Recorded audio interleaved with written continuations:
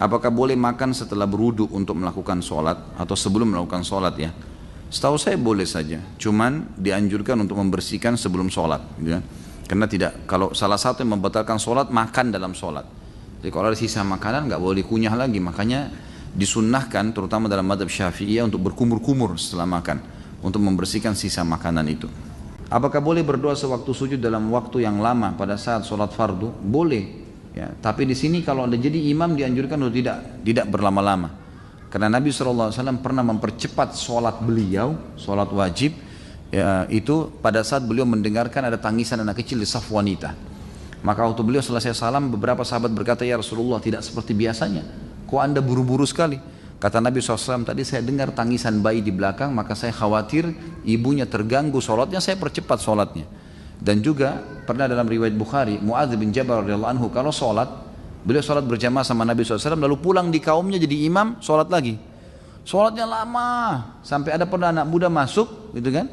Kemudian begitu lihat ikut berjamaah, saf di dalam saf, Mu'adz bin Jabal masih lama, dia punya hajat tuh. Dia berhenti dari jamaah, dia sholat sendiri. Kemudian dia keluar dari masjid. Selesai bubar sholat, orang-orang lapor, wahai Mu'adz, tadi ada orang masuk anak muda, berhenti sholat, dia berhenti lalu dia keluar, dia tidak ikut sama kamu berjamaah. Kata Mu'adz, itu orang munafik tuh, kok bisa batalin sholat berjamaah? Lapor kepada Nabi SAW, dilapor kepada Nabi SAW. Lalu Nabi malah menegur Mu'adz bin Jabal. Apa kata Nabi SAW? Afattanu anta ya Mu'adz, apa kau ini penyebar fitnah hai Mu'adz? Mana kau dari sabbihisma rabbikal a'la? Kalau lagi berjamaah ya, dibaca-baca surah-surah yang kira-kira meringankan. Ada orang tua, ada orang punya udzur, ada orang yang buru-buru. Maka kalau berjamaah, kalau anda mau lama-lama sujud, saya sarankan di tahajud, duha, silahkan bebas. Itu waktu-waktu yang panjang. Bahkan Allah mengatakan lailan tawila, gunakan malammu yang panjang itu untuk sujud, untuk berdoa, untuk berzikir, baca Quran, silahkan habisin semuanya. Maka itu boleh. Kalau berjamaah ini lebih baik jangan mengganggu orang lain, kesian ya orang-orang itu. Bagaimana cara kita menghadapi orang tua atau saudara yang tidak menjalankan perintah Allah, seperti sholat misalnya, padahal sudah sering menegur tapi tetap saja tidak dijalankan? Apakah salah apabila saya pergi meninggalkan orang tua dan saudara saya? Tentu saja salah, nggak boleh ditinggalkan, tetap bersama mereka, tetap dakwahi, sabar. Nabi Nuh alaihissalam mendakwahi istrinya dan anaknya 950 tahun. Anda sekarang sudah dakwahi berapa hari coba? Hah? Udah berapa hari didakwain? Sabar. Tunjukkan hal-hal yang sesuai dengan sunnah. Orang tua kita tetap kita bakti, ya, tuntun, penuhi kebutuhannya. Satu waktu insya Allah dia dapat hidayah tuh, gitu kan. Cuma kalau sholat, maaf ya bu, saya mau sholat dulu sebentar, saya ke masjid, perintah Allah, nanti baru saya kembali. Sebutkan perintah Allah, biar dia dengar. Jadi dakwah itu. Ya ibu doainnya mudah-mudahan saya mudah, selamat, pulang lagi ke rumah. Kesana ke masjid baru balik lagi. Gak mungkin ibu bilang jangan, tidak usah sholat. Sholat dah gitu, balik kita khidmah lagi dengan beliau, apa yang bisa dikasih, belikan sedikit makanan, mungkin ada buah-buahan bawa ke rumah, ya, kita seperti itulah, jalankan yang sunnah Nabi SAW, insya Allah mereka dapat hidayah dan sabar. Dari mana mulai berzikir? Apakah urutannya dari jari kelingking atau dari jari jempol? Dan urutannya apakah dari atas ke bawah atau dari bawah ke atas? Allahu a'lam. Saya tidak tahu, yang sebatas ilmu saya ya. Mungkin memang ada teman-teman asatidah yang tahu ini, mungkin silakan anda ambil dari mereka-mereka. Tapi yang saya tahu Nabi SAW menggunakan zikir dengan tangan kanan. Masalah urutannya dari mana ini saya tidak pernah temukan. Pribadi, Allahu a'lam. Kalau ada antum temukan Ustadz sampaikan memang dari kelingking dulu, dari telunjuk dulu, berarti itu lebih baik ya, lebih sempurna. Yang saya tahu Nabi SAW menghitung dengan tangan kanan. Dan dalam riwayat ini dikatakan Nabi SAW selalu menggunakan tangan kanannya untuk kebaikan. Kalau saya sholat di musola yang luas, yang sempit, lalu banyak yang mengantri untuk sholat, apakah sebaiknya saya singkatkan doa dan zikir setelah sholat untuk memberi kesempatan orang lain untuk sholat? Bagaimana kalau saya ingin sholat sunnah, apakah sebaiknya saya utamakan sholat sunnah saya atau memberi ruang untuk orang lain? Memberikan ruang untuk orang lain, kan gitu. Dan boleh anda berzikir dengan diringkaskan, itu jauh lebih baik karena tempatnya sempit, kan gitu. Jadi anda boleh prioritaskan atau dahulukan orang-orang lain, ya. Anda boleh berzikir kalau memang darurat pun tidak bisa lagi, anda kemudian masuk, ya keluar sambil berzikir di jalan, apa boleh buat? Misalnya tempatnya cuma kapasitas 20 orang, yang mau sholat 40, 20 orang sudah sholat. Saya kadang-kadang kalau sholat di tempat sempit seperti itu, malah setelah saya salam langsung saya bilang, kalau saya sudah antri di depan gitu kan, lalu saya mengatakan, maaf pak, kita bubar dulu biar yang lain bisa masuk. Karena kalau cuma 2 orang, 3 orang yang keluar, nah akhirnya mereka sholatnya tidak berjamaah, gitu kan. Jadi saya ajak mereka keluar sambil berzikir nanti, lalu yang kelompok yang kedua masuk membuat jamaah di tempat imamnya tadi ada, jadi bisa penuh lagi jamaahnya, jadi tidak ada lagi yang sholat sendiri-sendiri gitu. Apakah boleh ibadah umroh dilakukan berkali-kali ketika sedang berada di Mekah atau hanya boleh sekali saja? Dan bila umroh harus pulang ke Indonesia dulu? Ini sudah pernah saya jelaskan ya, sudah sering saya jelaskan. Mohon maaf saya nggak jawab lagi nih. Bagaimana dengan umroh badal juga sudah pernah saya jelaskan. Doa kunut dalam subuh hukumnya seperti apa? Bagaimana cara membedakan bid'ah dan bukan? Apakah doa sebelum makan yang diajarkan di masyarakat bid'ah atau bukan? Karena Rasulullah SAW mengajarkan hanya Bismillah. Umrah berulang kali sudah pernah saya jelaskan bahwasanya memang khilaf di antara ulama. Lebih afdal kalau anda tidak mengulanginya. Pendapat pertama mengatakan begitu. Tapi tidak disalahkan kalau orang melakukannya. Jadi kalau orang melakukannya pun melakukan umrah 2 kali, maka pendapat pertama yang bilang lebih baik dia tidak umrah berapa kali karena tidak ada riwayat menjelaskan sahabat berapa kali mengerjakan dalam 1 kali safar. Mereka mengatakan kalaupun ada yang kerjakan namanya khilaf aula. Khilaf aula itu artinya lebih baik tidak dikerjakan. Kalau pendapat kedua mengatakan boleh-boleh saja asal syaratnya terpenuhi. Apa itu? Keluar dari Mekah. Kan gitu. Kalau keluar dari Mekah kemudian masuk lagi boleh saja. Kemudian masalah umrah badal ini juga sama dengan haji. Pendapat ulama ada yang membolehkan, Allahu alam, ya sebagaimana memang bolehnya seseorang mengumrahkan orang lain. Kalau kunut dalam subuh ini sudah sering saya sebutkan, riwayatnya dilemahkan semua oleh para ulama hadis, maka tidak dipegangi. Tapi sebagian ulama Syafi'iyah mengatakan hasan hadis itu dan dipakai, gitu kan. Umumnya ulama mengatakan diantaranya Imam Ahmad rahimahullah yang pada saat itu bentrok dengan tidak sesuai dengan pendapat gurunya Imam Syafi'i, gitu kan. Imam Ahmad mengatakan siapa yang sholat di belakang orang yang sedang kunut imamnya, maka dia kunut. Kalau tidak mau kunut dia tidak usah ikut berjamaah, gitu kan. Kata Imam Ahmad ya, yang mengatakan tidak ada kunut subuh. Tapi beliau mengatakan kalau imamnya kunut maka dianjurkan untuk ikut. Jadi kan dianjurkan untuk ikut. Dengan sebagian ulama merincikan mengatakan dengan niat kunut nazilah.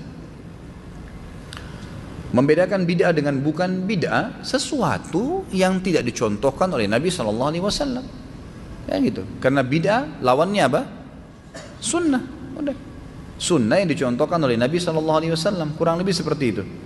Kalau masalah doa yang dibaca yang umumnya di masyarakat, kalau orang makan Allahumma barik lana fima razaqtana wa qina adzabannar, itu hadisnya memang lemah. Dan memang hadis yang sahih adalah membaca bismillah. Bapak saya sudah sangat sepuh, beliau sudah sangat lemah, mendengar saja sudah susah. Beliau sepertinya sudah sangat susah untuk bergerak dan sholat, namun beliau masih sadar. Apakah tugas saya sebagai anak? Apakah tugas saya sebagai anak menuntun sholat, mengajak berjamaah dengan beliau walaupun beliau sudah atau hanya sanggup tiduran saja? Kadang beliau suka meminta didoain agar bisa cepat dipanggil. Bagaimana menyikapinya? Tetap diingatkan sholat dan diajak, boleh. Diajak berjamaah pun boleh, tidak ada masalah. Jadi kan kalau tidak, biarkan dia sholat atau dipandu. Kalau dia sudah sedikit lupa-lupa boleh. Saya pernah memandu mertua saya sebelum meninggal. Pada saat itu di Surabaya, kemudian dalam kondisi sudah setengah ingat setengah enggak, dan saya bisikkan kalau ini sudah waktu sholat, mau sholat dia nganggukkan kepalanya, lalu kemudian saya sholat di dekat situ mengingatkan dia, gitu kan. Tentu setelah saya sholat berjamaah, kemudian saya kembali dan saya memandu dia sholat dan dia mengikuti dengan isyarat semampunya, itu boleh saja. Atau kalau tidak kita ingatkan sholat dan kita sambil ucapkan bacaan-bacaan sholat supaya dia ulangin dengan lisannya, dia ikuti dan semampunya, ruku, Allahu Akbar, sujud, walaupun kita lagi tidak sholat, kita mengingatkan di sebelahnya. Itu insya Allah semua hal-hal yang masih dibolehkan. Apakah boleh ketika beristighfar dengan niat untuk meminta ampun selain untuk diri sendiri, tetapi juga untuk orang tua dan untuk orang-orang yang pernah saya gibahi sekaligus? Boleh. Seperti kita bilang Allahumma ighfir lil muslimina wal muslimat, itu boleh kan? Tidak ada masalah, kita minta ampun untuk seluruh kaum muslimin, boleh. Apabila azan di HP pengingat waktu sholat boleh tidak dimatikan. Apabila azan di HP pengingat waktu sholat boleh tidak dimatikan karena terlalu panjang ataukah didengarin sampai selesai, boleh dimatikan, tidak ada masalah. Tapi adabnya adalah tidak memotong ayat atau zikir kepada Allah SWT. Itu kan adabnya. Apakah kita sholat atau puasa niatnya harus berbahasa Arab? Tidak sama sekali, gitu kan? Sama sekali tidak. Niat dalam hati mau ibadah, kerjain itu. Dan sudah pernah saya jelaskan Nabi SAW dalam riwayat disebutkan tidak pernah mengeluarkan lafaz dalam niat kecuali dalam haji dan umroh. Itu pun beliau mengatakan dengan suara dengar labbaik Allahumma hajjan kalau haji, labbaik Allahumma umratan kalau umroh. Selain itu maka tidak pernah disebutkan. Jadi ulama sepakat ya, di antaranya mazhab jumhur ulama, kalau semua ibadah itu diikuti dengan niat di dalam hati seseorang. Kalau tadi anda wudhu mau sholat isya, lalu anda hadir di sini mau sholat isya karena imamnya ada dan sudah niat, kita tahu imam ada, kita akan mau jadi makmum, mau ikut berjamaah, sudah niat jadi makmum, maka Allahu Akbar selesai. Sudah niat dalam hati mau sholat, itu niatnya. Ya, itu niatnya. Dan itu tidak perlu ada dalam bahasa Arab ataupun dalam bahasa khusus atau dengan lafaz-lafaz khusus. Kasuistik pernah saya jelaskan, orang yang membaca nawaitu shoma gadin, puasa misalnya usolli fardhu salatid duhur, ini semua dibuat oleh beberapa guru-guru besar yang ada di Mesir, di Al-Azhar ya, yang menisbatkan diri kepada Imam Syafi'i rahimahullah. Itu pun mereka mengatakan lafaz dengan niat yang disusun oleh mereka ini, nawaitu shoma gadin, nawaitul wudu'a rafi hadath dan seterusnya, ini adalah pelengkap daripada niat dalam hati. Mereka mengatakan kalau anda kembali kepada buku-buku Syafi'iyah yang disusun oleh teman-teman kita ini, mereka mengatakan kalau ada orang niat dalam hati mau sholat misalnya, kemudian dia lupa lisannya, dia lupa menyebutkan, sah sholatnya. Tapi kalau dia menyebutkan dengan lisannya usolli fardhu salatid duhur, tapi hatinya nggak niat, nggak sah, karena ini adalah pelengkap, bukan asas, gitu kan, bukan asas. Jadi tidak ada lafaz khusus gitu. Saya ingin bertanya, sholat saat posisi i'tidal, apakah posisi tangan diluruskan atau kembali bersedekap? Saya pernah membaca buku yang saya kembali dia sholat dan ada hadis yang menguatkan kembali bersedekap di dada. Kalau saran saya dua-duanya, karena hadisnya sama. Hadisnya adalah bunyinya begini, kata para sahabat Nabi SAW, kalau bangun dari ruku maka anggota tubuh beliau kembali seperti semula. Nah di sini kembali seperti semula yang menjadi perselisihan di antara para ulama. Seperti semula ini seperti apa? Seperti sebelum salam kah? Maka yang mengatakan sebelum salam, tangannya sami Allah liman hamidah ditaruh ke sebelah kiri kanan pahanya. Karena dianggap hadits ini yang mengatakan Nabi SAW kalau bangun dari ruku kembali anggota tubuhnya seperti semula, maksudnya sebelum salam. Pendapat kedua mengatakan bersedekap, karena yang dimaksud seperti semula adalah setelah takbir Allahu Akbar taruh, kan gitu. Maka mereka mengatakan bersedekap. Ibnu Qayyim rahimahullah menggabungkan keduanya, mengatakan karena dalilnya satu, ya cuman beda masalah pemahaman, maka sebaiknya seorang muslim bisa mengerjakan keduanya. Jadi diselang-selingkan gitu dan tidak menyalahkan satu sama yang lain. Taman pahala 27 derajat berjamaah dan 25 derajat sholat di masjid. Apakah perempuan bisa mendapatkannya sedangkan sholat perempuan lebih utama di rumah dan perempuan tersebut belum menikah? Nah, ini banyak yang belum menikah ini. Ya. Jadi laki-laki yang belum menikah juga, yang bujang-bujang silahkan. Yang sudah nikah juga boleh. Baik, jadi di sini perlu saya luruskan ya. Sholat berjamaah itu lebih afdal daripada sholat sendiri 25 kali lipat. Hadisnya riwayat Imam Ahmad. Kata Nabi SAW, sholat seseorang di antara kalian di masjid berjamaah lebih afdal ya 25 kali lipat dibandingkan rumahnya dan pasarnya. Jadi ini pahalanya 25 kali lipat. Kalau hadis tentang 27 derajat lain lagi. Hadis sahih riwayat Imam Muslim, kata Nabi SAW, sholat berjamaah lebih afdal daripada sholat sendiri 27 derajat. Ini 27 derajat bukan 27 kali lipat yang saya pahamin, dan ini juga diterangkan oleh sebagian ulama gitu kan. 27 derajat ini diambil daripada perkataan Ibnu Abbas radhiyallahu anhu, beliau berkata 27 derajat ini adalah jarak antara derajat ke derajat di atasnya, itu di surga nanti adalah jaraknya 500 tahun. Berarti beda dengan hitungan yang kali lipat tadi gitu kan. Ini dulu saya luruskan. Kalau masalah perempuan mendapatkan fadilah tetap lebih afdal di rumah. Apakah sama dengan pahala laki-laki? Allahu alam. Tapi ada hadis Nabi yang pernah saya jelaskan riwayat Al-Hakim. Kata Nabi SAW dalam hadis, seorang sahabat bertanya, Rasulullah, kalian laki-laki sholat berjamaah di masjid, kalian mengantar jenazah, kalian mencari nafkah buat kami, dan kalian berjihad di jalan Allah. Sementara kami perempuan mencuci baju kalian, memasak buat kalian, mengurus anak kalian, dan ya menjadi tempat syahwat kalian, gitu kan. Jadi sahabat ini bertanya nih, laki-laki sama perempuan beda gitu kan, apakah pahala kami sama pahala kalian sama? Lalu Nabi SAW menghadap kepada sahabat laki-laki berkata, ada enggak pertanyaan dalam Islam yang lebih penting daripada ini? Artinya kalau laki-laki sama perempuan faham tugas masing-masing dan pahalanya Allah tidak akan zalimi, akan diberikan maksimal, maka akan aman dunia ini gitu kan. Yang jadi masalahnya perempuan mau jadi laki-laki, laki-laki mau jadi perempuan, bentrok-bentrokan di tempat kerja, macet-macetan di bus sama-sama tindih-tindihan, ini jadi masalah. Karena mau keluar dari fitrah sebenarnya, kecuali darurat gitu kan. Jadi seperti itu. Maka apa kata Nabi SAW? Pulanglah dan sampaikan kepada seluruh wanita yang kau temui kalau pahala kalian sama.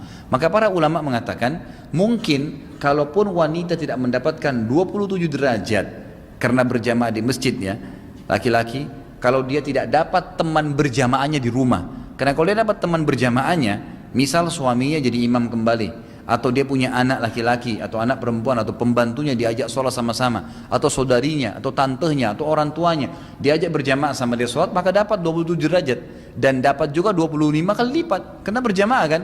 Cuman memang yang tidak ada di sini pahala-pahala seperti melangkah ke masjid kan itu, tapi berjamaahnya kan dapat intinya, karena berjamaah. Allahu a'lam. Apakah boleh di sujud terakhir kita berdoa tapi menggunakan bahasa setempat? Saya sudah pernah sampaikan ya, ini jumhur ulama mengatakan dibolehkan, masuk dalam umumnya hafadz hadis yang mengatakan, hadis Bukhari Muslim, kalau kalian ruku agungkan Allah, kalau kalian sujud perbanyaklah doa. Kata-kata perbanyak doa di sini diberikan rincian ulama, kalau ada orang Arab sakit lalu dia bilang dalam sujudnya Allahumma shfini, ya Allah sembuhin saya, bolehkah? Boleh saja, karena umumnya tadi kata Nabi perbanyaklah doa. Bagaimana kalau orang Indonesia? Bagaimana kalau orang Afrika, dia nggak ngerti bahasa Arab? Maka masuk dalam umumnya hadis ini. Ini pendapat ulama yang mengatakan boleh menyebutkan, tapi khusus di sujud dan juga sebelum salam. Karena dua-dua adalah lafaz hadis Bukhari. Yang satu mengatakan kalau kalian ruku agungkan Allah, kalau kalian sujud perbanyaklah doa, karena sangat jarang doa ditolak pada saat sujud. Dan kalau salam, sebelum salam, setelah Nabi SAW ajarkan 13 macam doa sebelum salam kepada para sahabat, beliau mengatakan setelah itu falyad'u ma yasha, dia boleh berdoa sesuai yang dia inginkan. Jika sholat seorang wanita terlihat telapak tangannya, apakah sah sholatnya Ustaz? Yang saya tahu sah, kan wajah sama telapak tangan boleh terlihat. Apakah ada hadis tidak boleh melakukan sholat ketika azan? Setahu saya tidak ada, hanya saja memang ada hadis yang berbunyi kalau muadzin sedang mengumandangkan azan maka ucapkanlah seperti yang diucapkan. Karena memang kita disuruh oleh Nabi SAW ucapkan misalnya Allah Akbar, kita mengatakan Allah Akbar, syahadu la ilaha illallah, kita katakan syahadu la ilaha illallah gitu kan. Kita ucapkan, maka kalau kita sholat kan kita nggak bisa ikutin itu. Makanya sebagian ulama mengatakan beranjak daripada hadis ini lebih baik seseorang nunggu sampai azan selesai. Gitu. Tapi ini bukan larangan ya, ini hanya cuma himbauan. Boleh antum masuk masjid, antum sholat, boleh. Dan boleh kata ulama kalau selesai antum salam, muadzinnya juga sudah selesai. Baru antum mengatakan Allah Akbar, syahadu la ilaha illallah. Seperti antum niatkan menjawab muadzin tadi. Padahal antum sudah salam, muadzin juga sudah selesai. Karena tadi kita terhalang dengan sholat. Atau mungkin kasus lain antum masuk masjid, antum lagi sholat tahiyat masjid, tiba-tiba azan.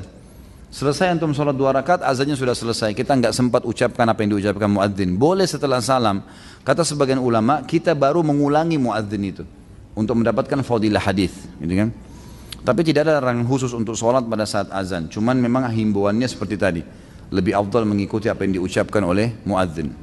Anda ingin bertanya terkait gerakan sholat dalam i'tidal. Ada yang bersedekap juga ada yang tidak. Bagaimana dalilnya Ustaz? Sebenarnya hadis dalilnya satu. Nabi SAW dikatakan kalau bangun dari ruku, seluruh anggota tubuh beliau kembali seperti semula.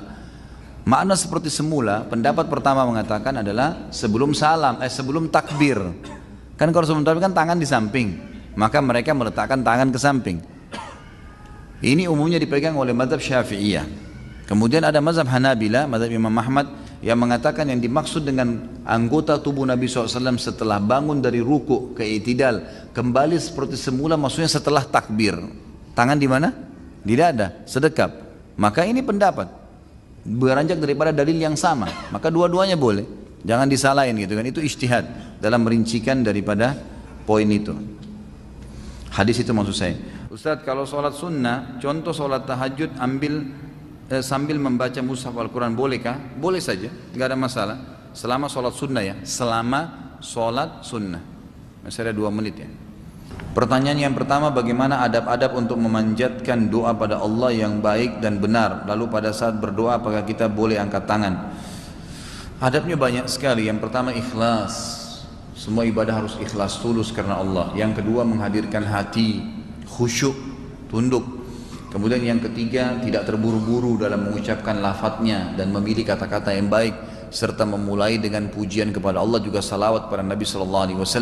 Sebagaimana seorang sahabat masuk masjid lalu berkata, ya Allah ampuni saya, Kata Nabi SAW, buru-buru sekali orang ini. Mestinya dia memuji Allah dulu, baru kemudian dia salawat kepadaku, barulah dia masukkan ke dalam, ya, baru dia masukkan hajatnya. Dalam hadis lain dikatakan semua doa terhijab, masih ditutup oleh Allah sampai dibacakan salawat untuk Nabi SAW. Jadi kita harus ucapin kalimat-kalimat yang benar, gitu kan. Kemudian tidak tergesa-gesa dalam menunggu jawabannya. Jadi ada orang subhanallah, ya Allah sembuhin saya, mau sekarang sembuh, nggak bisa, tunggu, sabar, gitu kan. Semua ini butuh proses. Begini misal contoh, ya Allah saya lapar, ada orang lapar nih berdoa, tiba-tiba hilang laparnya, nggak mungkin, nggak ada proses ya. Tiba-tiba kita masih ada orang yang kesian, kita bisa dapat makanan, dikunyah dulu, kemudian masuk, dikelola sama perut, baru laparnya hilang. Semua butuh proses, saudaraku. Nggak bisa mau buru-buru, haus, minum dulu baru hausnya hilang, cari air, minum baru hausnya hilang. Mau buang air besar, harus kamar mandi, nggak bisa sembarangan di mana-mana, ada prosesnya. Semua begitu, ada proses, jangan buru-buru. Ada orang subhanallah buru-buru sekali, maunya sekarang ya sekarang, nggak bisa, gitu kan. Jadi kita harus tidak tergesa-gesa. Kata Nabi SAW, pasti diterima doa seseorang dari kalian selama tidak tergesa-gesa. Para sahabat mengatakan, ya Rasulullah apa ciri-cirinya orang tergesa-gesa? Kata Nabi SAW, dia mengatakan saya sudah berdoa tetapi belum saya lihat jawabannya, lalu dia tinggalkan doa itu. Padahal bisa saja tinggal 2 hari, 3 hari dia berdoa sudah diberikan oleh Allah Subhanahu Wa Taala. Nikmatin prosesnya. Kemudian juga gunakan Asmaul Husna, nama-nama Allah yang mulia. Kemudian juga termasuk dalam adabnya adalah tamak terhadap rahmat Allah. Kita lebih baik, kata ulama, berdoa lagi sehat bilang ya Allah pertahankan kesehatan ini, daripada sudah sakit baru kita bilang ya Allah sembuhin saya. Dua-duanya boleh, tapi lebih afdal kalau kita tamak, minta sementara sehat ditambah kesehatan, minta sudah kaya ditambah kekayaan, sudah pintar diminta tambah pintar. Itu lebih afdal daripada kita dia tidak meminta sesuatu setelah nikmat itu diangkat. Sudah sakit baru minta sembuh, sudah bangkrut baru minta rezeki. Mestinya dari sebelumnya, gitu kan. Jadi kita boleh tamak terhadap rahmat Allah SWT. Kalau boleh angkat tangan boleh, tentunya nggak ada masalah. Nggak ada masalah angkat tangan, tergantung kondisi Anda lihat mana yang bisa lebih ikhlas kepada Allah. Apa hukum melipat pakaian atau celana ketika sholat? Dilipat apa maksudnya nih? Lengan kah, kaki kah? Banyak, gitu kan. Kalau menggulung pakaian, lengan, itu juga ada sebuah hadis yang melarang memang ya. Dalam sholat, beda kalau lengan pendek. Tapi memang lengannya ada terus digulung. Itu juga ada larangan sebenarnya. Dan ini ulama masukkan juga sama dengan celana. Lebih baik sekalian dipotong. Ya, dipotong sudah nggak ada keraguan lagi. Sudah sekalian, gitu kan. Mau dia melorot, tidak melorot, tetap tidak isbal, kan aman. Gitu. Kenapa nggak sekalian teman-teman? Kalau mau patuh sama Allah jangan setengah-setengah nih. Harus jiwanya yang kuat, tegar. Bahwa kalau kita mati berhadap sama Allah memang kita sebahagia, memang sudah selesai urusannya, gitu kan. Jadi jangan setengah-setengah. Kapan waktu yang afdal untuk sholat duha dan sholat tahajud? Sholat duha mulai terbit matahari, dalam hadis dikatakan sampai unta terasa teriknya panas. Gitu. Ya mungkin kalau kita sekarang bahasanya itu sudah terasa terik matahari. Ya. Kita nggak bisa tentuin jam, tergantung musim hujan mungkin sama musim kemarau beda, gitu kan. Jadi ini tidak bisa ditentuin tanggal. Pokoknya antum sudah merasa terik matahari, panas terasa, maka itu berarti sudah bisa sholat duha. Kalau sholat tahajud terbuka dari mulai habis isya sampai pagi, kan itu, sampai menjelang subuh. Tapi lebih afdal kalau dikerjakan di sepertiga malam. Jadi antum bagi aja, dari maghrib sampai subuh itu berapa jam? Misal 12 jam, kan itu. Dari maghrib sekitar jam 6 sampai jam 6 pagi lagi, kan gitu. Sampai azan subuh misalnya. Maka dibagi 3, kurang lebih 4, kalau 12 bagi 3 4 jam. Berarti 4 jam sebelum subuh itu sepertiga malam, itu paling afdal mengerjakan sholat tahajud. Allahu alam. Saya suka menolak orang yang mengajak salaman sesudah salam sholat dengan tujuan agar dia mengerti kebiasaan itu salah. Salahkah saya? Allahu alam. Kalau awal habis sholat, saya sarankan dulu tidak menolak, gitu kan. Kecuali kalau kita yakin dia tidak salah faham. Kayak misal istri kita tiba-tiba mau salaman habis sholat tahajud misalnya, atau anak kita mau salaman kemudian kita nolak dan kita jelaskan hukum, itu lain. Atau murid-murid di sekolah atau mahasiswa di kampus, mungkin masih bisa kita punya wewenang untuk menjelaskan. Tapi kalau awamnya orang, dia mau salaman lalu kita nolak, gitu kan, itu nanti akan terjadi efek yang lebih besar. Ingat, tidak boleh ingkar mungkar kalau mendatangkan mudarat yang lebih besar, kan gitu. Kita salaman bukan karena kita mengiyakan itu, Tetapi kita salaman karena dia muslim mengajak salaman. Kalau dia faham itu rangkaian habis sholat, kita tinggal menasehatinya. Kan begitu. Apakah dengan sholat taubat nasuha bisa menghapus dosa-dosa kita seperti dosa saksi palsu, dan berapa kali sholat taubatnya? Apakah tiap malam atau satu kali saja? Sholat taubat teman-teman sekalian itu untuk menghapus dosa-dosa kecil. Dosa-dosa kecil.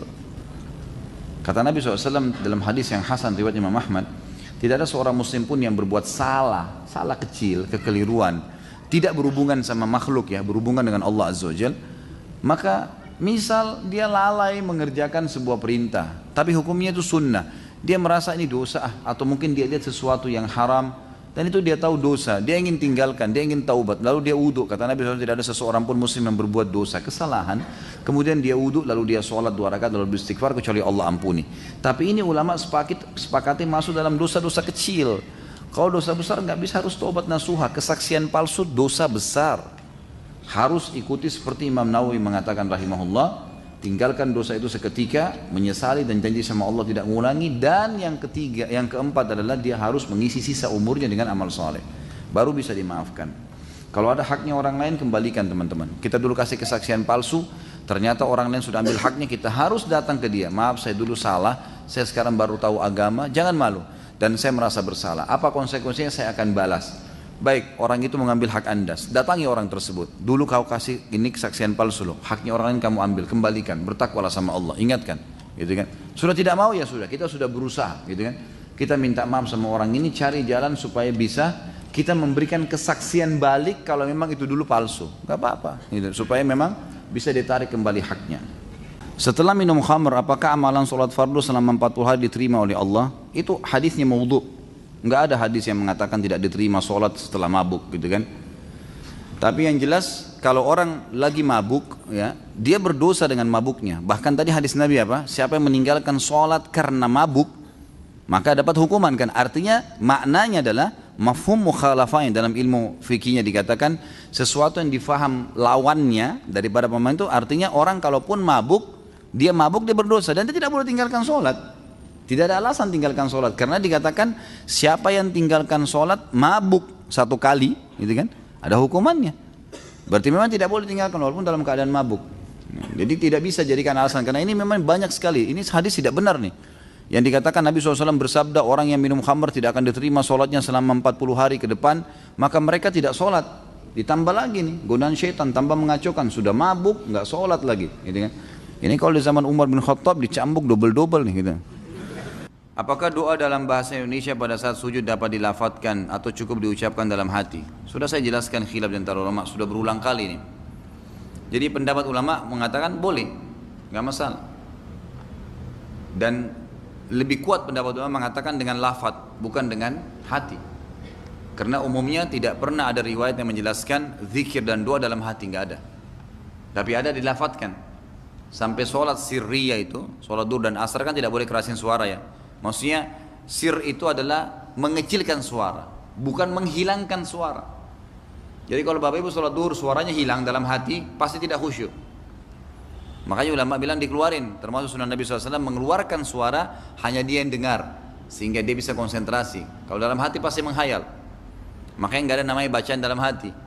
Quran dibaca dengan keluarin suara, sholat dengan keluarin suara, doa dengan keluarin suara, zikir dengan, tapi sebatas kita saja, nggak boleh teriak-teriak. Itu dimaksud. Ini pintar juga penanya ini. 1 sesuai tema, 2 tidak. Bagaimana Pak Yo? Baca nggak? Oke, saya turun. Apakah sholat tarawih sama dengan sholat tahajud? Tarawih, qiyamul Ramadan, qiyamul lail, tahajud sama saja. Tarawih artinya santai. Dan ini hanya digunakan untuk sholat malam di Ramadan. Kenapa? Karena orang habis sholat ba'da isya udah boleh sholat. Bahkan sebagian besar ulama mengatakan sholat tarawih itu di awal habis ba'da isya, khusus Ramadan, lebih afdal daripada sholat malamnya, daripada diakhirkan akhir malam. Karena Nabi SAW kerjakan di awal waktu kan. Yang 1 hari yang Nabi SAW pernah kerjakan sehari saja, yang beliau habis sholat ba'diyah isya langsung berdiri, kemudian ada sahabat-sahabat yang diajak, mereka sholat berjamaah dengan Nabi SAW.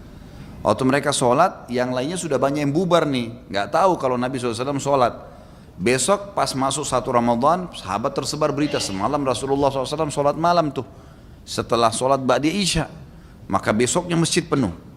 Nabi SAW mengetahui hal tersebut, beliau tidak keluar dari rumahnya sampai azan subuh. Pas azan subuh Nabi SAW keluar lalu mengimami sholat. Habis itu beliau ceramah, beliau mengatakan, aku tahu semalam kalian menungguku, tapi aku tidak keluar karena kalau aku keluar mengimami kalian bisa jadi wajib sholat itu, tarawih maksudnya. Maka kerjakanlah, tapi jangan saya ada di situ. Nah kalau saya ada bisa menjadi wajib. Kalau dilakukan tiap hari oleh Nabi SAW maka jadi wajib. Tapi Nabi tidak melarang untuk mengerjakannya. Jadi sama saja, kan gitu. Tapi kerjakan tarawih ini teman-teman sekalian. Kerjakan tarawih ini ya, dengan syarat iman dan ihtisab namanya. 2 syarat mutlaknya. Kata Nabi SAW dalam hadis Bukhari Muslim, man qama ramadhana imanan wahtisaba ghufira ma taqaddama min dzambi. Siapa yang mendirikan malam Ramadan tarawih dengan keimanan, yakin ini perintah Allah, bukan karena diajak teman, bukan karena masjid dekat rumah ada penceramah yang bagus, bukan karena apalah, pokoknya semua indikasi dunia ini hilangkan. Karena betul-betul keimanan, yakin Allah dan Rasulnya perintahkan. Jadi artinya keimanan itu kalau antum cuma sendiri tetap kerjain. Dan ihtisab, mengharapkan pahalanya, maka diampuni dosa-dosanya yang telah lalu. Dan boleh 11, boleh 23. Tidak ada masalah. Ini jangan jor-joran masalah ini. Bahkan tidak sholat pun tidak masalah. Karena tarawih sunnah. Cuma dia kehilangan fadilah. Kalau hadis tentang 11 rakaat adalah hadis Bukhari di mana Aisyah berkata, Rasulullah SAW tidak pernah menambah Ramadan atau luar Ramadan lebih daripada 11 rakaat. Pendapat pertama mengatakan kalau sudah tarawih berarti tidak lagi tahajud, kan gitu. Pendapat kedua mengatakan tidak. Salat tarawih boleh lebih dari 11 rakaat. Beranjak daripada hadis yang sahih juga Bukhari, qiyamul lail mathna. Salat malam itu 2 rakaat tanpa ada batasnya. Dan Umar bin Khattab memahami benar hadis ini sampai akhirnya beliau mengerjakan sampai 23 rakaat. Dan tadinya sahabat ada yang berserakan di masjid, mereka kerjakan sendiri-sendiri, Umar bin Khattab lakukan secara berjamaah. Dan jangan lupa pada saat itu terjadi ijma, sepakat para sahabat, tidak satupun ada sahabat yang memungkiri perilaku Umar radhiyallahu anhum. Jadi memang di sini ijma, dan ini ijma yang sangat kuat karena tidak ada satupun sahabat yang memungkirinya. Dan sampai sekarang fatwa ulama di Saudi, di Mekah sama Madinah yang merupakan kiblat kita di sana, tempat Nabi SAW lahir dan tempat Nabi SAW meninggal, 23 tahun dakwah Islam di sana, sholatnya 23 rakaat. Dan tidak menyalahkan orang yang 11, nggak ada masalah, dua-duanya boleh dikerjakan. Cuma saran saya, kalau mau kerjakan 11 rakaat, cari masjid yang 11 rakaat, yang 23 sholat 23 rakaat, cari 20 rakaat, karena ini ada fadilah sendiri. Ada hadis Nabi SAW, siapa yang sholat bersama imamnya sampai imamnya selesai, maka dicatatkan baginya ibadah semalam suntuk. Maksudnya selesai ini sampai witir, imamnya sudah witir, baru dia berhenti. Masalah imam baca Quran, apa segala dikerjain, setelah itu tuh nggak ada masalah. Tapi yang penting sudah nggak sholat lagi. Ya kalau antum masuk di masjid yang 11, maka sholat 11 itu enak. Dapat hadis ini. Walaupun boleh, kalau masjid itu 23 kita sholat 11 boleh saja, itu bebas, 2 rakaat pun boleh. Karena ini sunnah ya. Cuma afdaliyahnya, kita bicara afdaliyah. Dan fatwa ulama juga sering ditanya dalam majelis ilmu di Saudi, bagaimana hukumnya di 10 terakhir Ramadan? Sampai itu dijadikan sebagai peraturan di Masjid Haram kan? Boleh nggak saya sholat tarawih 20 rakaat, karena 10 akhir Ramadan itu 20 rakaat selawat tarawih, tapi tidak diikuti dengan witir. Nanti jam 12 malam, jam 1 malam ada sholat tahajud lagi 11 rakaat, berarti kalau digabung jadi berapa? 31 rakaat. Boleh nggak saya kerjain itu? Umumnya fatwa mereka boleh. Karena sholat Nabi SAW matna, artinya 2 rakaat tanpa batas dan mengejar fadilahnya. Dan ini perselisihan pendapat ulama, jangan selalu kaku sehingga akhirnya kita vonis orang salah gara-gara adanya perselisihan ulama atau kita berpegang pada pendapat tertentu. Setelah sholat maghrib, apakah ada sholat sunnah awwabin yang rakaat pertama membaca surah Al-Ikhlas 6 kali dan keduanya sama juga? Tidak pernah ada riwayatnya. Tidak pernah ada membaca surah Al-Ikhlas 6 kali. Allahu a'lam. Sholatnya sholat ba'diyah maghrib, yang itu ada disebutkan dalam hadis Bukhari Muslim, 2 rakaat dan sama saja biasa membaca satu Al-Fatihah dengan 1 surah. Tapi kalau bolehkah kita membaca surah lebih? Boleh kalau dalam surah ya setelah Al-Fatihah. Tapi ditentukan 6 surah Al-Ikhlas ini butuh dalil. Nggak ada dalil masalah itu. Apakah kita mengangkat tangan untuk mengaminkan orang ketika berdoa bersama-sama? Apakah boleh angkat tangan kali ya maksudnya? Allahu a'lam. Kalau bersama-sama saya tidak tahu. karena saya tidak pernah temukan dalil adanya bersama-sama lalu mengangkat tangan. Tetapi mengaminkan itu sudah umum, gitu kan? Atau seseorang berdoa mengatakan, ya Allah semoga engkau rahmati kami semua. Lalu kemudian yang lainnya mengatakan amin tanpa angkat tangan. Itu sudah umum di kalangan para sahabat. Tapi kalau Nabi SAW angkat tangan, semuanya angkat tangan mengaminkan, ini belum pernah saya pribadi temukan dalilnya, gitu kan? Tapi kita tidak menyalahkan ya. Tapi saya pribadi belum pernah menemukan dalil masalah itu. Kata teman saya, kalau sholat tumit dengan tumit saling ketemu ya Ustaz, apa ada hadisnya? Tentu saja. Hadis yang sahih riwayat ahli sunan bahwasanya para sahabat mengatakan kami di zaman Nabi SAW kalau diiqamahkan sholat maka tumit kami bertemu satu sama yang lain sehingga membuat betis kami bertemu dan membuat pundak kami pun bertemu sehingga rapat. Memang begitu sunnahnya. Apakah ada bacaan waktu antara sholat fardu? Apakah ada batasan waktu antara sholat fardu dengan sholat rawatib? Bagaimana jika ingin sholat rawatib ba'diyah di rumah?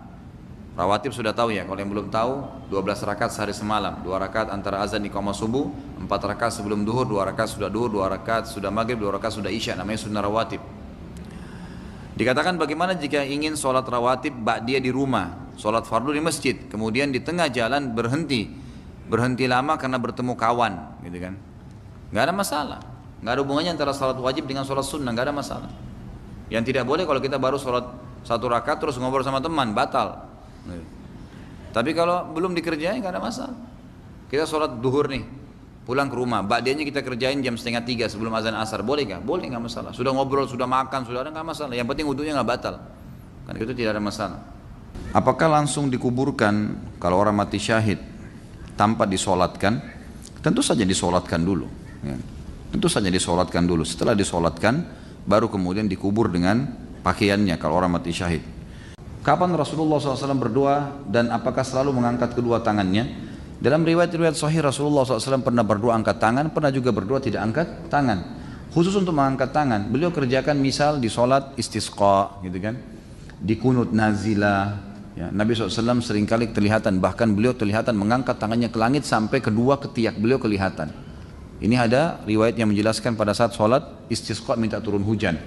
Nabi SAW juga seringkali berdoa tidak mengangkat tangan, seperti misalnya pada saat mendoakan Abdullah bin Abbas, ya, sepupu beliau sambil menepuk dadanya sambil mengatakan semoga Allah menjadikanmu sebagai orang yang faham, ulamanya muslimin lah ya, orang yang faqih gitu.